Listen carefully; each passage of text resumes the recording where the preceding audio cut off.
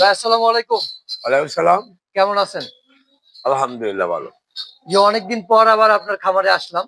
জি। মূলত জানতে চাই, আমরা জানতাম বা জানি যে আপনার মোহাম্মদপুরে যে খামারটি ছিল, দীর্ঘ ১ বছর আগে এই খামারটি মানে শত্রুতা করে ধ্বংস করে দেওয়া হয়েছে। আমরা জানি যে এই খামারে প্রতিদিন শত, শত লোক আপনার খামারে আসতো দুধ নিতে, মিষ্টি নিতে বা বিভিন্ন পণ্য নিতে লাইন ধরতো। সেই ঐতিহ্যটা হারিয়ে গেছে বলা যায় অনেকটা। আমরা জানতে চাই যে আপনার সেই খামার ভাঙ্গার পেছনের মূল কারিগরটা বা মূল কান্নাগিনি না কি বলবো আসলে, সেটা কে এবং সেটার কি অবস্থা এখন? প্রিয় দেশবাসী, আর আপনি আমাকে প্রশ্ন করছেন, বললেন, ভাই সুন্দর একটা প্রশ্ন করছেন, যে প্রশ্নটার জবাব মুখ্য সময় এখন দেওয়ার। একদিন একদিন হারিয়ে যাব, কারো কাছে বলা হবে না। আজকে বলার সময় হয়ে গেছে, বলা যাবে, বিচার পাওয়া যাবে, জনগণ এটা করবে, দেশবাসী করবে। বিচার শুধু হাত দিয়া, আইন দিয়া, গুল্লি দিয়া, গুম করে খুন করে হয় না। কিছু বিচার আল্লাহর তরফ থেকে হয়। যেমনটা আল্লাহ ছাড় দেয়, ছেড়ে দেয় না। মানুষকে জুলুম করতে করতে এক পর্যায়ে যদি একটা মানুষ আর একটা মানুষকে জুলুম করে, সেই জুলুম গুলার হিসাব কিতাব এমনই হয় যেমন বিচার আমি পেয়েছি। আল্লাহ পাক যদি আমি দুঃখ করি, এটা সঠিক হবে না। কারণটা, যেইভাবে যাকে জারি ফলম ধ্বংস করছে, আল্লাহ পাক সমাজ, তরুণদের, ছাত্রদের, এদেশের মানুষের বিবেকে এমনই শক্তি, এমনই পাওয়ার, এমনই বিবেক ওদেরকে দিয়েছে, যেই পাওয়ারে, যেই বিবেকে মানুষ মনে করেছ থমকে দাঁড়াইছে। থমকে দাঁড়িয়ে যেমন যুদ্ধের ময়দানের মতো শত শত মানুষ কি হয়েছে, রাত খারাপ, শত শত মানুষ মনে করেন হাজার লক্ষ মানুষ আমার যেভাবে আমার খামারটা ভাঙ্গার সময় মানুষ দেখেছিল, বলতে পারে নাই, প্রতিবাদ করতে পারে নাই। তেমনি ভাবে স্বৈরাচার সরকার, আওয়ামী সন্ত্রাস, আওয়ামী দোসর, শেখ মুজিবুর রহমানের যে স্মৃতি শুধুটুকু শেষ বিলীন হয়ে গেছে। আমার স্মৃতি আজ থাকারই বা কি আর হারাইবার কি? আমার স্মৃতি কিন্তু এখনো আমি মনে করছ আমার গরুগুলা মাঝখানে দাঁড়িয়ে আছি, হয়তো আগের মতন নাই, কিছু হইলো আছে, কিছু হইলো তাদেরকে বুকে নিয়ে লালন করছি। দেশবাসী সেবা করার চিন্তাধারা এখনো হারাই, বাদ দেয়নি। আপনি দেখতে পারবেন, ওই দিন আমি যেভাবে চিৎকার করেছিলাম, ওই দিন আমি যেভাবে কেঁদেছিলাম, ওইভাবে যেভাবে আল্লাহর কাছে বিচার দিয়েছিলাম, বিচার দেওয়ার সুযোগ আল্লাহর কাছে আমার হয়েছিল। আজকে শেখ মুজিবুর রহমানের যে স্বৈরাচার কন্যা, আসলে তো শেখ মুজিবুর রহমান রক্তেরই দোষ হইল। আর অনুজ্জের সন্তান হাসিনা, শেখ রেহানা, ওরা আর কত দিবি বা ভালো হবে। আমি শুরুতে বলেছিলাম, প্রিয় দেশবাসী, হাসিনা ক্ষমতা আসছে বাংলাদেশের সুখের জন্য না, বাঙালির সুখের জন্য না, আসছে বাপের বিচার করতে, আসছে যে বাঙালির বিচার করতে, যে বাঙালি, যে বাঙালি ওর বাপকে মেরেছে, যে বাঙালি ওর মাকে মেরেছে, ওর ভাইকে মেরেছে, সেই স্বৈরাচার কখনো বাঙালি ভালো চাইতে পারে না। তোর বন্ধু বান্ধব হারছিল, তুই খালি আজব কথা বলিস। আচ্ছা মইনুল ভাই, কথাটা কতটুকু আজব, সত্য না মিথ্যা, এখন জাতি বুঝুক। যেমন মেজর জালিম বলেছিল, হে প্রিয় দেশবাসী, আমি শেখ মুজিবের বংশ নির্বংশ করেছি, দুইটা রেখে দিছি, আপনারা বিচার বিবেক বিবেচনা করার জন্য যে আমি কেন হত্যা করেছিলাম, কেন ওদেরকে মেরেছিলাম। প্রিয় দেশবাসী, আজকে তো বুঝতে পারছেন মেজর জালিমের সেই কথা, আজকে তো সেই আমার কথা বুঝতে পারছেন যে শেখ শেখ হাসিনা কোনোদিনই আমাদের সুখের জন্য রাষ্ট্রপ্রধান হন নাই। আল্লাহর কি মরম ইতিহাস! আমি যদি বিচার না দেখে যাইতে পারতাম, কবর গিয়ে শান্তি পাইতাম না। যে আমার একটা সম্পদ ডায়েরি সেক্টর, যাকে ডেয়ারি ফার্ম, একটি আমার বাড়ি ছিল ঢাকা শহরে, বাসস্থান ছিল। কি অপরাধ ছিল আমার? আমার ক্রয় করা সম্পত্তি, আমি যে সম্পত্তির ভিতরে আমি বাসস্থান করছি, আমি ডায়েরি সেক্টর ছিল, লক্ষ লক্ষ শিশুদের প্রতিদিন খাদ্য, ওখান থেকে ওদেরকে মনে করা খাদ্য ওদের মুখে উঠানো দেওয়া হইতো। যে খামারে 7-8 টন দুধ ছিল, 7-8 টন সেই দুধ কতগুলো শিশু খেয়ে ব্যস্ত পারছে। প্রিয় দেশবাসী, আজ বেঁচে আছি ডানা ভিজা পাখির মতো, হয়তো ডানাগুলো ওইভাবে এখনো শুকায় নাই। আপনাদের দোয়া থাকলে, দেশবাসীর দোয়া থাকলে, আল্লাহর যদি দৃষ্টি থাকে, আমার মুরব্বীদের দোয়া, এই দেশের মানুষের দোয়া অবশ্যই কাজে লাগবে। আমি কেঁদেছিলাম আমার প্রতিষ্ঠানে দাঁড়িয়ে, হে আল্লাহ তুমি আমার বিচার করিও। আজকে হাসিনার স্মৃতি, ওর বাপের স্মৃতি আজকে মিছাগার করে দিল 32 নম্বর। এই 32 নম্বর মিছাগার দিল, লুটপাট হইলো, আগুন ধরিয়ে দিল। ঠিক যেভাবে আমার প্রতিষ্ঠানটা ধ্বংস করেছে, ঠিক শেখ মুজিবুর রহমানের সেই প্রতিষ্ঠান ধ্বংস করলো আল্লাহ। আল্লাহ নিজ হাতে এটার বিচার করেছে। বলবেন আল্লাহ নিজ হাতে কেমনে করে নাই? আল্লাহ কি নিজ হাতে বিচার করে? হ্যাঁ, আল্লাহ এমন একটা সময় যখন ধৈর্য হারা হয়, যখন আর মনে করো পাপের পূজা আর লোক নিতে পারে না, তখন ওর উপরে আল্লাহ আসমানি জগতের মনে করছো গজব নাজিল হয়। আমি আপনারা একদিন বলছিলাম যে দেশটা যেভাবে চলছে, অবশ্য একদিন মনে করছো গণ উত্থান আরম্ভ হবে। আপনার হারছিলেন যে আমরা মনে দেখে যাব না, মনে ভাই আজকে দেখতে পাচ্ছেন, বেশি দিন হয় নাই। আজকে আমার প্রতিষ্ঠান ভাঙছে 1 বছর হয় নাই, 9 মাসের মতন হয়েছে। কত 3 মাসের মাথায় হাসিনার বিচার হাতে হাতে পেয়ে গেল হাসিনার বিচার হয়ে গেল। বিচার দেখতে পারছেন, আরো দেখবেন। আজকে যে কথাটা আল্লাহর কাছে শুকরিয়া দেয়, ওদিন আমার প্রতিষ্ঠানে ফার্মের পুলে দাঁড়িয়ে বলছিল যে বেকুদিয়া পানের গরুর বাচ্চা বার করানো হয়েছে, বেকুদিয়া গরুর পাও ভাঙানো হয়েছে। শুধু ঘর দুয়ার ভাঙে নাই, এই দেশের সম্পদ, এই দেশে গরু বাছুরির সম্পদ, এগুলোকে সর্বনাশ করা হয়েছে। ভাই, এইটা রাষ্ট্রীয় সম্পদ, এই গরু বাছুর রাষ্ট্রীয় সম্পদ।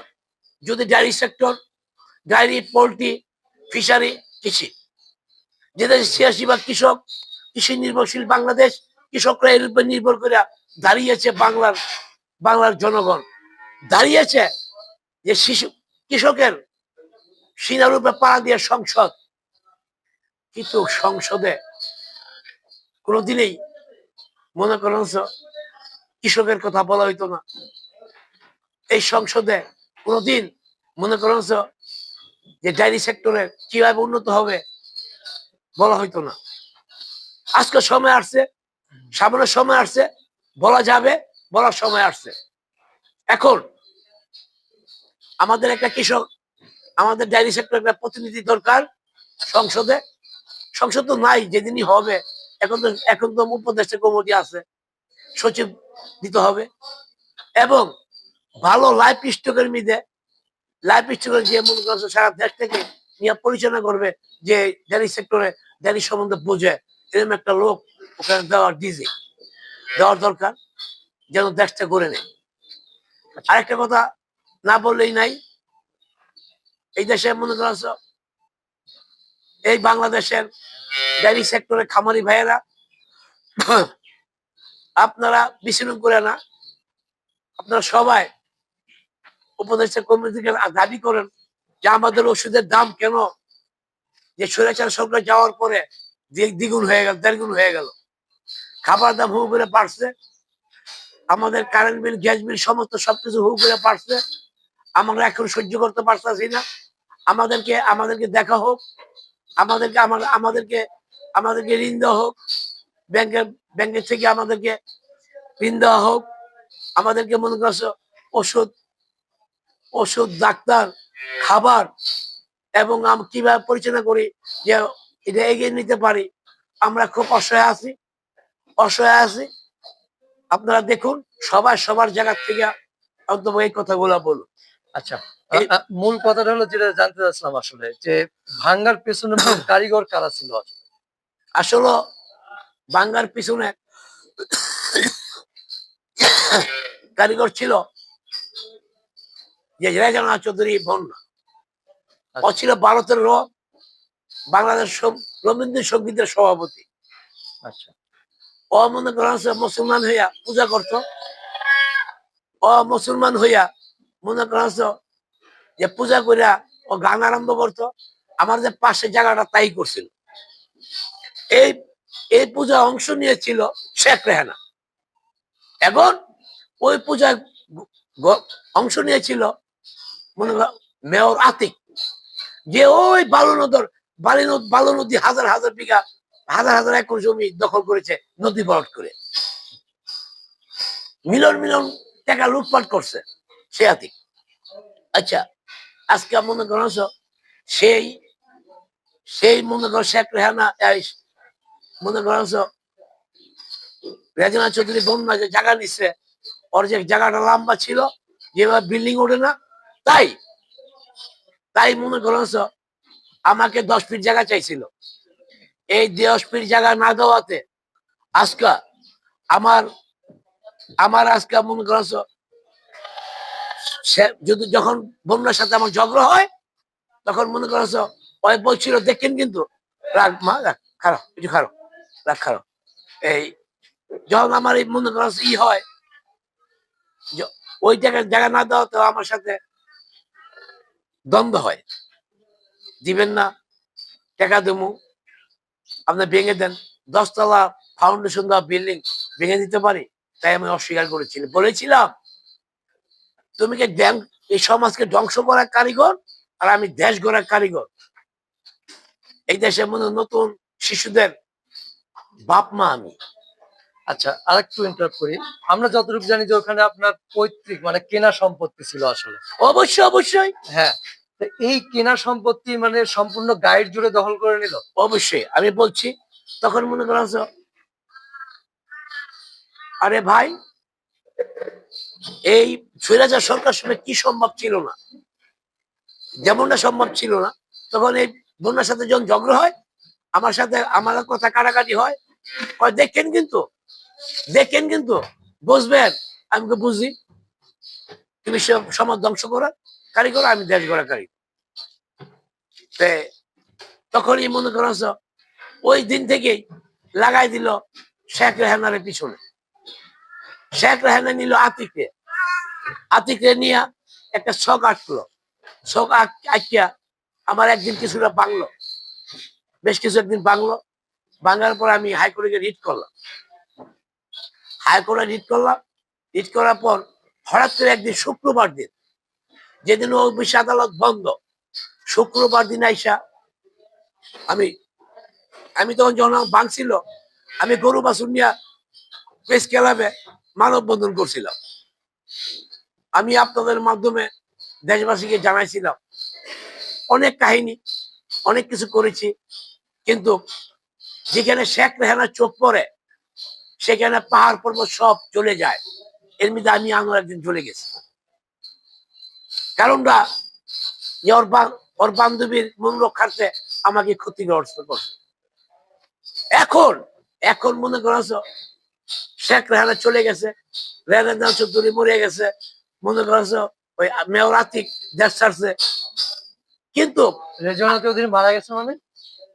রেহানা চৌধুরী রেহানা চৌধুরী মরছে, ওর পাশের বাড়িতে শেষ। যাবে আরেক কথা, অনেক কাহিনী। ওর পাশের বাড়ি চলে শেষ, এটা আল্লাহ আল্লাহ বাইরেছে। আচ্ছা, এখন মনে করছো আমি এখন আমি এখন মনে করছো একটা খুব জটিল জটিল মনে করছো অবস্থানে দাঁড়াইছি। ওরা গেছে, কিন্তু সিটি কর্পোরেশনের আমরা তো যাইনি, আমরা তো যাইনি। এখন যে সিটি কর্পোরেশনের যে মনে করছো ছিল ভাই, আরে ওর নাম জানি কি ছিল, এই মুহূর্তে বলে গেলাম, যে নেতৃত্ব দিয়া ভাঙছে, দিয়ে মনে আসলে বলবো না, ওই দেশে মিলিয়ন মিলিয়ন টাকা লুট করছে। আমার তো 50 লাখ টাকা চেয়েছিল সিটি কর্পোরেশনের মেয়র আতিক নাকি? মেয়র আতিক না, ইয়ে মনে করছো মেয়র আতিক তো ফিল্ডে আসে নাই, ম্যাজিস্ট্রেট। আচ্ছা, ম্যাজিস্ট্রেট এটা হলো সিটি কর্পোরেশনের, সিটি ম্যাজিস্ট্রেট ছিল। আচ্ছা, ওর নামটা এই মুহূর্তে মনে হইতেছে না। এখন ও আমার তো 50 লাখ টাকা চাইছিল, 50 লাখ টাকা চাইছিল। তখন আমি বলছি কেন,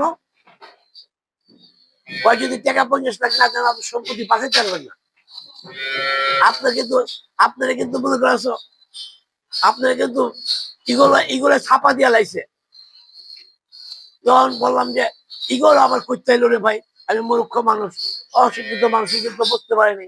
তখন বলছেন যে শেখ রেহানা চোখ পড়ছে আপনার উপরে, আপনার কিন্তু ফার্ম থাকবে না, আমাকে যদি 50 লাখ টাকা দেন তাইলে আমি আপনার যেভাবে রক্ষা করবো।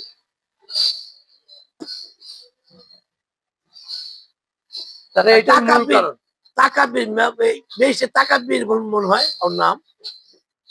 তো ও আমাকে তখন আমি টাকা দিইনি, না দাও তার বেশি ক্ষিপ্ত হইলো। আমার ছেলে গেছে, ছেলে তোর বাপে তো বোঝে না, বেশি বোঝে, তোমার বাপের যদি 50 লাখ টাকা নিয়ে আসো, যদি ফার্ম তোমাদের সম্পত্তি রক্ষা করতে চাও। ছেলেও বলছে যে বাপের উপরে কিন্তু কোনো কথা আমরা বলি না, বলতে পারবো না। তখন মনে করছো যাইনি ভাই, অনেক কিছু অনেক লুটপাট হয়েছে আমার, অনেকে অনেকে কিছু নিচ্ছে, কিন্তু শেষ পর্যন্ত ও এই অর্বাহিক প্রস্তাব আমার খুব দুঃখজনক লাগছে। এখন ওই টাকা বয় টাকা বের মনে করছে এরকম, মনে করছে সিটি কর্পোরেশন আমলারা আমলারা আমার ঘিরে ধরছে। ঘিরে কিভাবে ধরছে, এই সম্পত্তি মনে করো যদি মনে করছো ওরা যদি গ্রাস না করে, আমাকে যদি একটা আমলা যদি চেষ্টা করে, আমার সম্পত্তির দাগ ঠিক নেই, কোথায় ঠিক নেই, ওইটা নেই সেটা নেই, অনেক কিছু কইরা, এখন ওরা কি করছে, জোর জুলুম কইরা মামলা শেষ না হইতোই আমার এখানে মনে করো এখন অস্থায়ী কাঁচাবাজার করতে আছে। ওই যে ওই যে মনে করছো ওরা যারা আছে আমলারা, ওরা তো মিল, যারা মিস্টার আছে ওরা মিল, যেমন ডাইতে ডাইতে বন্ধু, ছোট ছোট বন্ধু, মোল্লা মোল্লা বন্ধু, ওরা এরকম মিস্টার মিস্টার বন্ধু হইয়া এখন আমার দক্ষিণ সাইডে 2 একর জমি রয়েছে, আর আমার উত্তর সাইড, আরে উত্তর সাইডে 2 একর জমি রয়েছে, দক্ষিণ সাইডে এই ইয়ারে যেটা রেজা চৌধুরী বন্যার যেটা দিছিল, লিজ দিছিল, বাতিল করা হয়েছে, এগুলো তুই আমার জায়গার মধ্যে ইচ্ছা তৈরি করতে আছে। হ্যাঁ, প্রিয় দেশবাসী, আজকে বলবো যারা উপদেষ্টা কমিটি আছেন, আমি কি স্বৈরাচার? আমি কি এই দেশ থেকে মিলিয়ন মিলিয়ন টাকা লুট করে বিদেশে পাঠাইছি? আমার সূত্র ছোট্ট একটা বাড়ি ছিল, করে করা সম্পত্তি ছিল, যে সম্পত্তির উপরে সরকার ব্যাংক এক একে 3 বার 4 বার লোন দিয়েছে, হাজার হাজার কোটি টাকা। সেই সেই সম্পদ যদি অবৈধ হয়, আর যারা এই দেশটা অবৈধ লুটপাট করছে, নদী দখল করছে, গাং দখল করছে, মানুষের সম্পদ দখল করছে, তাদেরকে আপনারা দেখেন নাই? আপনারা কি সেটি দেখেন না? আর আমার ক্রয় করা সম্পত্তি আজকে আজকে আপনারা এইভাবে আমাকে নিঃশেষ করে দিচ্ছেন। আমি দেশবাসীর কাছে, আমার আল্লাহর কাছে, আর এখন যে সমন্বয় কমিটি যারা আছেন তাদের কাছে বিচার হইল, আমি যদি ন্যায্য বিচার আমি সাধারণ খেটে খাওয়া মানুষের যদি না পাই, আমি দেশবাসীর কাছে মনে করছো আমি দাবিদার হইতে পারি, আমি সমন্বয় কমিটির দাবিদার হইতে পারি। যারা আমলা আছেন, সব আমলা তো খারাপ না, যারা ভালো আছেন আমাকে হেল্প করুন, আমি যেন আমার জায়গাটা ফিরে পাই, আমি যেন আমার জায়গায় যাইতে পারি। আর স্বৈরাচারের মনে করেছে নিপাতক। আর আপনারা যে যারা যারা দেশের থেকে লুটপাট হয়েছে, যারা লুটপাট হয়েছে, কথা বলছেন, যারা যারা মনে করেন লুটপাট করে নিয়ে গেছেন, তাদেরকে ধরা হোক। আর এখন মনে করেছে যারাই দেশে আছেন, আজকে মনে করেন স্বৈরাচারের বাহকরা, তাদের দাঁত ভাঙ্গা জবাব দেওয়া হবে। আপনারা সাবধান হয়ে যান। দেশ কিন্তু মনে করছো, এই বলে আমি শেষ করছি। আসসালামু আলাইকুম। প্রিয় দেশবাসী, মনে রাখবেন আমার এই আবেদনটা।